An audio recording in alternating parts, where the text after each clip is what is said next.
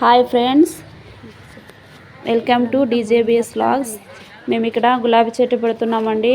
మా ఎర్రమట్టిలో vermi compost కలుపుకొని పెడుతున్నాము. కుండీలో పెడుతున్నామండి. అందుకే ముఖ్యంగా కుండీలో గులాబీ నాటుకునే విధానం అని పెట్టుకున్నాము టైటిల్స్.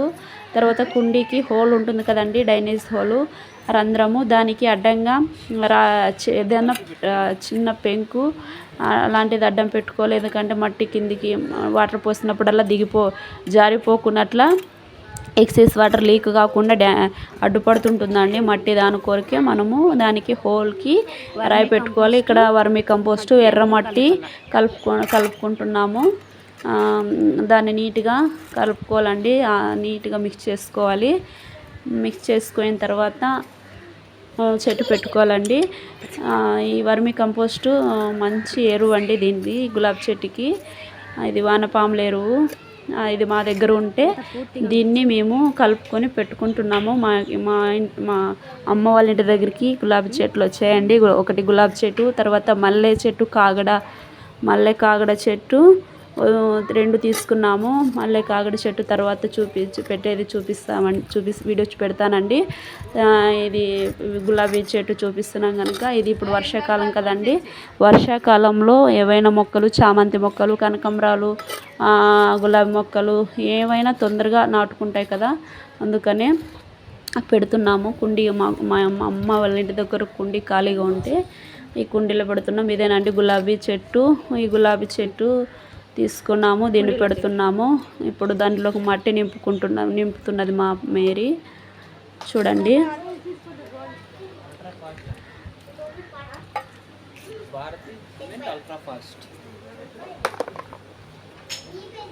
అక్కడ ఏవైనా చిన్న చిన్న రాళ్ళు అలా ఏవైనా ఉంటే చూసుకొని జాగ్రత్తగా వేసుకోవాలి. ఎందుకంటే మట్టి గుల్లగా, తర్వాత స్మూత్గా, మెత్తగా ఉండాలి.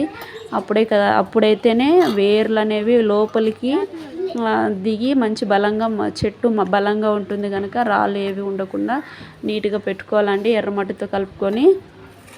ఎర్రమట్టితో కలుపుకొని పెట్టుకోవాలి.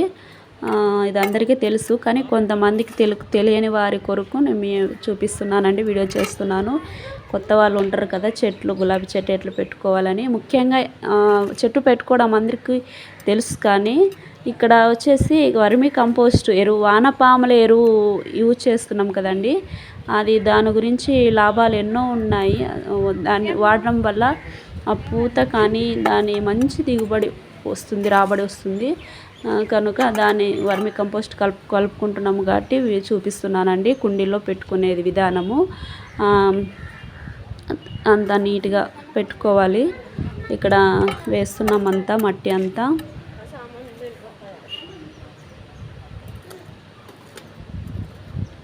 నేను అంత సమానంగా చేస్తున్నానండి. మట్టి అంతా మా మేరీ మట్టి అంతా నింపుతుంది, కుండీలో మట్టి అంతా నింపుతుంది. ఫ్రెండ్స్, మా వీడియో నచ్చితే లైక్ చేయండి. ఫ్రెండ్స్, సబ్స్క్రైబ్ చేసుకోండి, లైక్ చేయండి. లైక్ చేయడం వల్ల మాకు ఒక సపోర్ట్గా మీరు ఉంటారు.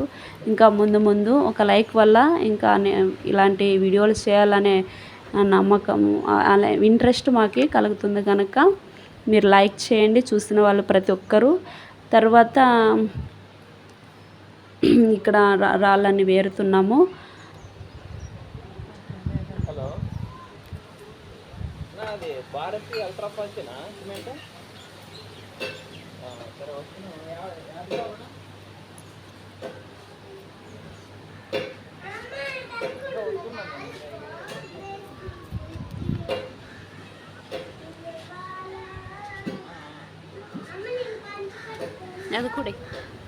అంతా వేసుకుంటున్నామండి. మట్టి అంతా నింపుకుంటున్నాము.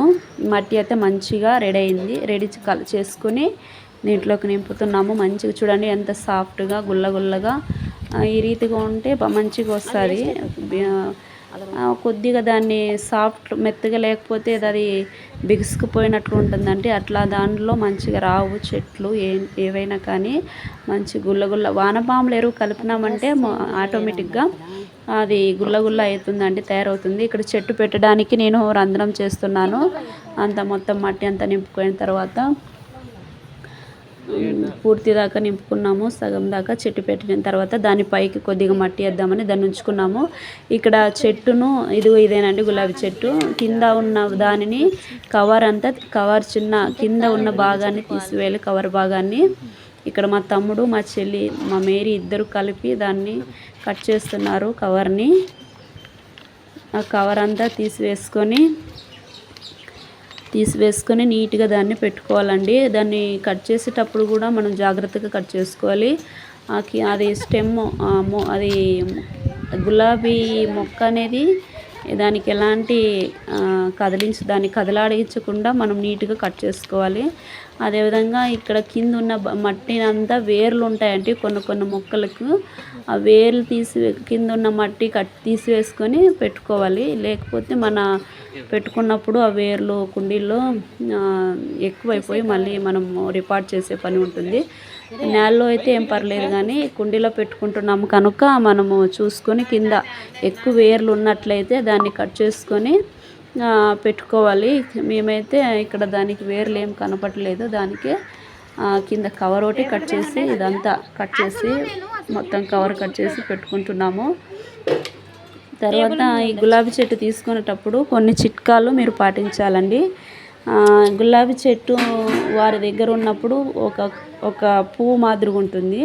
మన దగ్గర వచ్చినప్పుడు అది కొన్ని పూలు అనేవి మనకి ఎక్కువగా రావండి. ఎందుకంటే ఆకులు అనేవి చూసి మనం తీసుకోవాలి. ఆకులు 5 ఆకులున్న గులాబీ చెట్టునే మనము ప్రిపేర్ చేయాలండి, మనం తీసుకోవాలి.